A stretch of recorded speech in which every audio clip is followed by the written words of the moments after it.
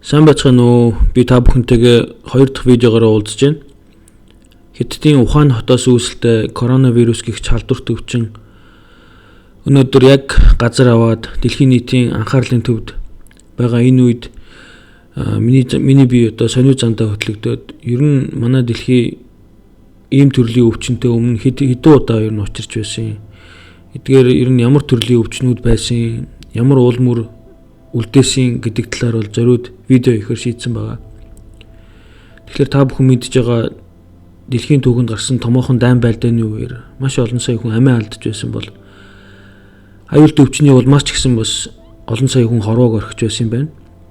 Тэгэхээр анхны ханиад тахлын эсрэг вакцины дөнгөж 1938 онд анх нээгдсэн гэж бодохоор үүнээс өмнө бол хүн төрлөختөн аимшигт өвчин тахлуудын эсрэг тэмцэлд бол одоо жинхэнэ хүчин мөхсөж байсан байна гэсэн ойлголтод бол би хүрээд байгаа. Тэгэхээр энэ видеогоор та бүхэнд дэлхийн нийтлэг цочроосон хамгийн аюултай 5 өвчний тохиолдлыг бол сонгоо өгүүлэх болно. Жагсаалтын 5-д Жюстины тахал хэмээх өвчнийг орууллаа. Манай эртний өмнөх 395-аас 1453 оны хооронд Византийн эзэнт гүрэн буюу Зүүн Ромын эзэнт гүрэн гэж байсан. Энэ одоогийн Грек, Турк, Балтийн улсууд ойрхон дорндын нутаг дэвсгэрийг хамарч байсан эзэнт гүрэн юм. Тэгэхээр энэ улсд бол манай эртний өмнөх 542 онд Жюстины тахал хэмээх нэгэн аимшигт өвчин гарч байсан юм байна. Энэ тахлаас болж тухайн үед хүмүүс өглөөс ирэхээс хүртэл айдаг байсан гэдэг. Уг тахал гарсан шалтгаан нь бол хар харахны бөөснөөс үүсэлтэй Yersinia pestis хэмээх вирус юм байна.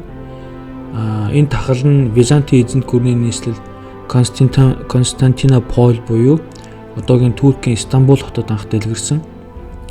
Хэрхэн дэлгэрсэн бэ гэхээр Египтээс Константинополь хүртэл тээвэрлсэн усан онгоцонд одоо байсан олон хар харахны одоо халдвартай хар харахны вирус хүнд дамжснаар бол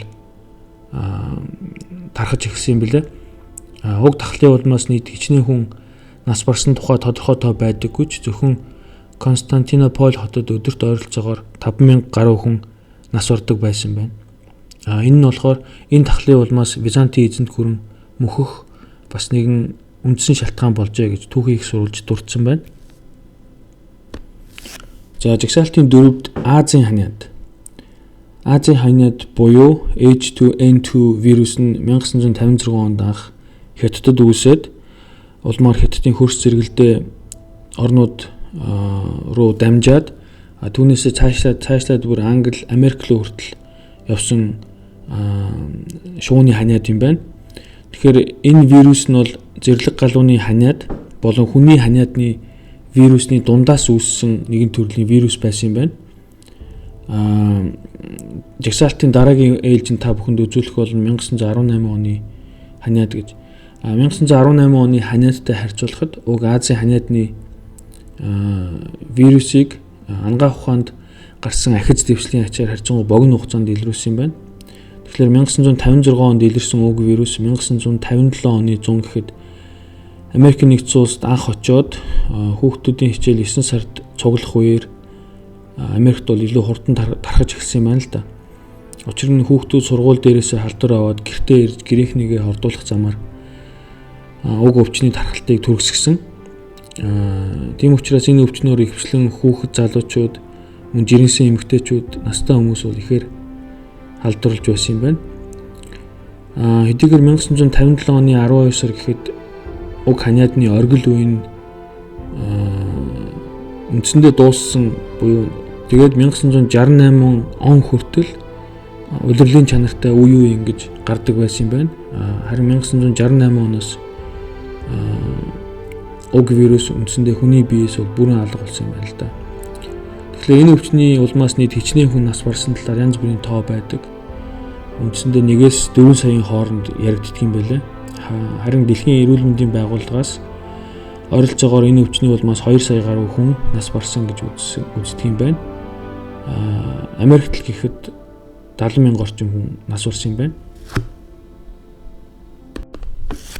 Жагсаалтын 3-д 1918 оны шуугны ханиадыг орууллаа. 1918 оны шууны ханиад буюу Испаний ханиад гэх энэ вирус дэлхийн нийтийг үндэстэн шоконд оруулсан юм байна. Тэгэхээр H1N1 гэх энэ вирус нь анх Францын цэргийн эмнэлэгт илэрсэн юм байна. Уг вирус гарсан шалтгааныг яг тодорхойлсон зүйл байдаггүй ч гэсэн одоо үндсэн нэг таамаг байдаг нь юу вэ гэхээр дэлхийн 1-р дайн дуусчих үед уг вирус дэгдсэн. Анх бол Францын цэргийн эмнэлэгт эмчлүүлж байсан одоо мянган шархтсан цэргүүдийн хүнсэнд өдөр болгон олон тонн шууны болон гахаа мах хэрэглэдэг байсан юм байна. Үүнээс үүдээд үндсэндээ амьтны буюу шууны эсвэл гахааны вирус үндсэндээ хүнд халдсан. Тэгээд энэ нь бол амьсгалын замаар халддаг бөгөөд үндсэндээ халдвартай нэг хүн найтах дунджаар бол 500 мянган орчим вирус ойр орчмынхоо талбайд үсэрдэг байсан байна. Тэгээд цэргийн эмнэлэгт хэвтжсэн шархтсан олон цэргүүдийн дунд маш уртцаа тархсан. Тэгээд үндсэндээ нэг дэлхийн 1-р дайн дуусчихсан учраас олон орны цэргүүд бол нутаг буцах их нүүдлэр дамжин вирус дэлхийн одоо өнцөг булан бүрт бол тархсан юм байна л да. Тэгэхээр уг вирусны тархалд тухайн үеийн одоо дэлхийн нийт хүн амын 3/1-ийг хамарч байсан бөгөөд уг вирусны улмаас бол 50-аас 100 сая хүн амь насаа алдсан юм байна. Уг вирусээс болж Америкт л гэхэд одоо тухайн Америкийн хүн амын дундаж наслалд 12 насаар бол хоригдсон юм байна. Жигсаалтын 2-д хар тахал буюу хар үхэлж гэж яригддаг. Бас нэгэн хүн төрөлхтний түүхэнд тохиолдсон хамгийн аюултай тахлуудын нэгийг онцлоё. Тэгэхээр уг өвчний улмаас бол 75-аас 200 сая хүн дэлхий дээр амиа алдсан гэж үздэг. Үндсэн шалтгаан нь өнөөх л одоо хар харахнаас үүсэлтэй Yersinia pestis хэмээх вирус. Энэ өвчин нь бол 1346-аас 1353 оны хооронд анх Төв Азийн Хуура цаг агаарт үүссэн. Улмаар торгоны замаар дамжин зүүн Европт бол хүрсэн юм байна. Тэндээсээ хар харахаар дамжин халдвартай хар харахаар дамжин Европ болон Азийн бусад хэсэгт усан онгоцоор одоо хурч хүмүүст халдсан байгаа. Тэгэхээр уг өвчин тухайн үед хүнд яаж илэрдэг байсан бэ гэхээр хүний суг цавны хэсэгт хавдар ургаж эхлээд дараа нь биений бусад хэсэгт бол хар толб үүс хэлбэрээр илэрдэг байсан юм байна. Улмаар халдвар авсан хүнийг бол маш өндөр температурт хүртэл халууруулж, бөөлжүүлэх хэлбэрээр үргэлжилж байгаад үндсэндээ 2-7 хоногийн дотор тухайн хүнийг бол нас баруулдаг тийм аимшигтай өвчин байжээ. Харамсалтай нь тухайн үеийн дээд зандааныхан бол уг өвчний шалтгааныг одоо еврей хүмүүс эсвэл гадаадын иргэд гуйлагчид гэж үзэн олноор нь бол цаазалдаг байсан юм байна. За жигсаалтын 1-д буюу одоо манай хүн төрөлхтөнд тохиолдсон хамгийн аюултай өвчнөр дох буюу дархлын олдмол хомсдол хэмээх энэхүү өвчнийг бол орууллаа. Тэгэхээр ангаах ухаан хөгжлийнхөө хамгийн оргил үедээ яваа өнөө цагт бүрэн эмчлэх шийдлийг нь хараахан олоогүй байгаа гэсэн утгаар энэхүү өвчнийг жигсаалтынхаа 1-д оруулсан болно. Тэгэхээр дохын талаар бол та бүхэн тодорхой хэмжээний мэдээлэлтэй байгаа. Энэхүү өвчний вирус анх 1960-ад оны ихэнх үеэр илэрсэн боловч 1981 оны хүртэл хүн төрөлхтөнд бол хараахан танигдаагүй байсан. Учир нь 1981 онд Америк нэгдсэн улсын ижил хүйссэн залуучуудын бие махбодод энэхүү өвчний сөрөг нөлөө анх илэрч эхэлсэн юм байна л да. Тухайлбал тэдний уушиг өрөвсөж одоо хор тавтартай заримынх нь хавдрын тархалт нь нэлт түргсэж тэдний дархлааны систем нь маш учир битүүлэг байдлаар бол огцон муудаж эхэлсэн юм байна. Тухайн үед эмч нар нь энэ зөвхөн ижил хүйснүүдэд тохиолддог үзэгдэл хэмээн тайлбарлаж байсан байна. Улмаар Европ, Африкийн орнуудад энэ төрлийн вирусны тохиолдлууд олноор гарах болсон.